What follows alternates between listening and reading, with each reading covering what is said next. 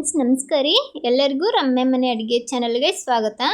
ಈ ವಿಡಿಯೋದಲ್ಲಿ ಸಂಜೆ ಟೀ ಜೊತೆ ಸ್ನ್ಯಾಕ್ಸ್ಗೆ ತಿನ್ನೋದಕ್ಕೆ ಗರಿಗರಿಯಾದ ಈರುಳ್ಳಿ ಪಕೋಡನ ಹೇಗೆ ಮಾಡೋದಂತ ಹೇಳಿ ನೋಡೋಣ. ಮಳೆ ಬರುತ್ತಿರುವಾಗ ಈ ಥರ ಬಿಸಿ ಬಿಸಿಯಾದ ಪಕೋಡ ಮಾಡಿಕೊಂಡು ತಿಂತಿದ್ರೆ ಅದರ ಮಜೆನೇ ಬೇರೆ. ತಡ ಮಾಡೋದು ಬೇಡ, ಹೇಗೆ ಮಾಡೋದಂತ ಹೇಳಿ ನೋಡೋಣ. ಅದಕ್ಕಿಂತ ಮುಂಚೆ ಇನ್ನೂ ಚಾನಲ್ಗೆ ಯಾರೆಲ್ಲ ಸಬ್ಸ್ಕ್ರೈಬ್ ಆಗಿಲ್ಲ ಚಾನಲ್ಗೆ ಸಬ್ಸ್ಕ್ರೈಬ್ ಆಗಿ. ನಾನಿಲ್ಲಿ ಒಂದು 4 ಈರುಳ್ಳಿನ ಈ ಥರ ಉದ್ದುದ್ದಾಗಿ ಕಟ್ ಮಾಡಿ ಇಟ್ಕೊಂಡಿದ್ದೀನಿ. ಅದನ್ನು ಈ ಥರ ಬಿಡಿ ಬಿಡಿಯಾಗಿ ಮಾಡ್ಕೊಳ್ಬೇಕು. ನಂತರ ಇದಕ್ಕೇನೆ ರುಚಿಗೆ ತಕ್ಕಷ್ಟು ಉಪ್ಪನ್ನು ಹಾಕ್ಕೊಂಡಿದ್ದೀನಿ. ಹಾಗೆ 1 ಚಮಚದಷ್ಟು ಕಾಶ್ಮೀರಿ ರೆಡ್ ಚಿಲ್ಲಿ ಪೌಡ್ರನ್ನ ಹಾಕ್ಕೊಂಡಿದ್ದೀನಿ. ಇವಾಗ ಇದನ್ನು ಚೆನ್ನಾಗಿ ಮಿಕ್ಸ್ ಮಾಡ್ಕೊಳ್ಳೋಣ. ಈ ರೀತಿ ಮೊದಲೇ ಉಪ್ಪು ಖಾರ ಎಲ್ಲ ಹಾಕಿಡೋದ್ರಿಂದ ಈರುಳ್ಳಿ ಸ್ಮೂತಾಗಿ ನೀರು ಬಿಟ್ಕೊಳುತ್ತೆ. ಇದಕ್ಕೆ ನೀರನ್ನು ಹಾಕೋ ಅವಶ್ಯಕತೆ ಇರೋದಿಲ್ಲ. ಅದಕ್ಕೋಸ್ಕರ ಮೊದಲೇ ಈ ಥರ ಸ್ವಲ್ಪ ಉಪ್ಪು ಖಾರನ ಹಾಕಿ ಚೆನ್ನಾಗಿ ಇದನ್ನು ಮಿಕ್ಸ್ ಮಾಡ್ಕೊಳ್ಳಿ. ಈ ಥರ ಮಾಡೋದ್ರಿಂದ ಪಕೋಡ ಸಹ ಒಳಗಡೆ ಸ್ಮೂತಾಗಿ ಮೇಲ್ಗಡೆ ತುಂಬ ಕ್ರಿಸ್ಪಿಯಾಗಿ ಬರುತ್ತೆ. ಇವಾಗ ಇದನ್ನು ಒಂದು 5-6 ನಿಮಿಷ ಹಾಗೆ ಬಿಡೋಣ. ನೋಡ್ಬೋದು 5-6 ನಿಮಿಷ ಆದ ನಂತರ ಈರುಳ್ಳಿನೂ ಸಹ ಎಷ್ಟು ಸ್ಮೂತಾಗಿದೆ, ನೀರು ಸಹ ಬಿಟ್ಕೊಂಡಿದೆ. ಇವಾಗ ಇದಕ್ಕೇ ಒಂದು ಸ್ವಲ್ಪ ಶುಂಠಿ ಬೆಳ್ಳುಳ್ಳಿನ ಈ ಥರ ಜಜ್ಜಿ ಸೇರಿಸ್ಕೊಂಡಿದ್ದೀನಿ. ಹಾಗೆ ಒಂದು ಸ್ವಲ್ಪ ಅಜ್ವೈನ್ ಕೂಡ ಹಾಕ್ಕೊಂಡಿದ್ದೀನಿ. ಒಂದು ಅರ್ಧ ಚಮಚದಷ್ಟು ಜೀರಿಗೆನೂ ಹಾಕ್ಕೊಂಡಿದ್ದೀನಿ.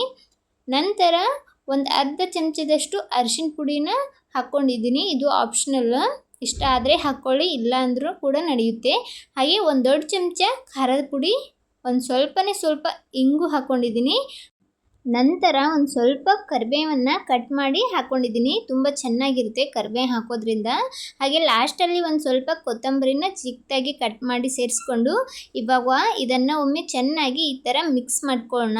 ಈ ಥರ ಮಿಕ್ಸ್ ಮಾಡೋದ್ರಿಂದ ಈರುಳ್ಳಿಗೆ ಎಲ್ಲ ಮಸಾಲೆ ಚೆನ್ನಾಗಿ ಹತ್ತುತ್ತೆ. ತಿನ್ನುವಾಗ ತುಂಬ ಚೆನ್ನಾಗಿರುತ್ತೆ. ಇದನ್ನು ಒಮ್ಮೆ ಈ ಥರ ಚೆನ್ನಾಗಿ ಮಿಕ್ಸ್ ಮಾಡ್ಕೊಳ್ಳೋಣ. ಇವಾಗ ನೋಡ್ಬೋದು ಮಿಕ್ಸ್ ಮಾಡ್ಕೊಂಡಿದ್ದೀನಿ. ಇದಕ್ಕೇ ಒಂದು 2 ಚಮಚದಷ್ಟು ಅಕ್ಕಿ ಹಿಟ್ಟನ್ನು ಸೇರಿಸ್ತಾ ಇದ್ದೀನಿ. ಇದಕ್ಕೆ ಸ್ವಲ್ಪ ಅಕ್ಕಿ ಹಿಟ್ಟನ್ನು ಹಾಕ್ಕೊಂಡು ಮಾಡ್ಕೋದ್ರಿಂದ ತುಂಬ ಕ್ರಿಸ್ಪಿಯಾಗಿ ಬರುತ್ತೆ. ಅಕ್ಕಿ ಹಿಟ್ಟನ್ನು ಹಾಕ್ಕೊಂಡು ಇದನ್ನು ಚೆನ್ನಾಗಿ ಕೋಟಿಂಗ್ ಮಾಡಿಕೊಂಡು ನಂತರ ಒಂದು ಅರ್ಧ ಬೌಲ್ನಷ್ಟು ಕಡಲೆ ಹಿಟ್ಟನ್ನು ತಗೊಂಡಿದ್ದೀನಿ. ಇವಾಗ ಸ್ವಲ್ಪ ಕಡಲೆ ಹಿಟ್ಟನ್ನು ಹಾಕ್ಕೊಳ್ತಾ ಇದನ್ನು ಚೆನ್ನಾಗಿ ಕಲಿಸ್ಕೊಳ್ಳೋಣ. ಒಮ್ಮೆಲೆ ಹಿಟ್ಟನ್ನು ಹಾಕ್ಲಕ್ಕೆ ಹೋಗ್ಬಿಡಿ, ಸ್ವಲ್ಪ ಹಿಟ್ಟನ್ನು ಹಾಕ್ಕೊಂಡು ಕಲಿಸ್ಕೊಳ್ಳಿ. ನಾನಿಲ್ಲಿ ಎಕ್ಸ್ಟ್ರಾ ನೀರೇನು ಹಾಕ್ಲಿಕ್ಕೆ ಹೋಗಿಲ್ಲ. ಮೊದಲೇ ಉಪ್ಪು ಎಲ್ಲ ಹಾಕಿಟ್ಟಿದ್ನೆಲ್ಲ, ಈರುಳ್ಳಿನೇ ಚೆನ್ನಾಗಿ ನೀರು ಬಿಟ್ಕೊಂಡಿತ್ತು. ಇವಾಗ ಉಳಿದಿರೋ ಹಿಟ್ಟನ್ನು ಹಾಕಿ ಇದನ್ನು ಚೆನ್ನಾಗಿ ಕಲಿಸ್ಕೊಳ್ಳೋಣ. ನೋಡ್ಬೋದು ಇಲ್ಲಿ ಎಲ್ಲನೂ ಈ ಥರ ಕಲಸಿ ಇಟ್ಕೊಂಡಿದ್ದೀನಿ. ನಂತರ ಈ ಕಡೆ ಎಣ್ಣೆನೂ ಸಹ ಕಾಯ್ಲಿಕ್ಕೆ ಇಟ್ಕೊಂಡಿದ್ದೆ ಮೊದಲೇ ನಾನು.